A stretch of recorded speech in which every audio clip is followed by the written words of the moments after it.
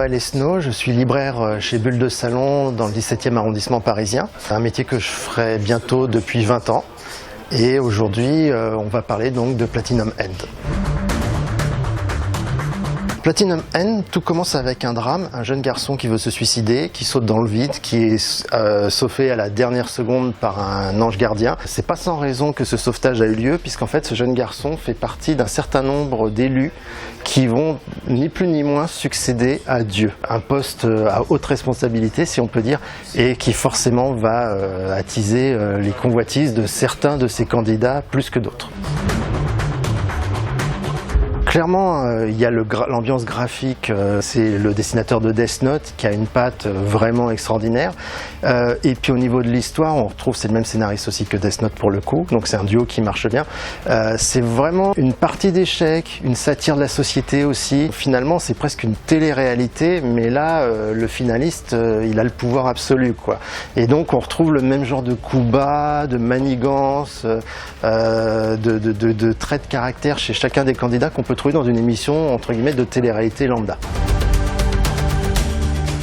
Un personnage qui m'a marqué, je peux pas dire que je l'apprécie parce que c'est un antagoniste, mais malgré tout qui je trouve a un intérêt certain, c'est le personnage de Metropoliman, un donc de ces candidats qui clairement veut être le finaliste, mais qui a une façon de procéder qui est assez surprenante. C'est quelqu'un de très calculateur, qui a bien perçu la psychologie humaine, qui joue vraiment sur les petites faiblesses morales, même des protagonistes, c'est-à-dire que il arrive à les piéger vraiment sur leur ego, sur des choses comme ça.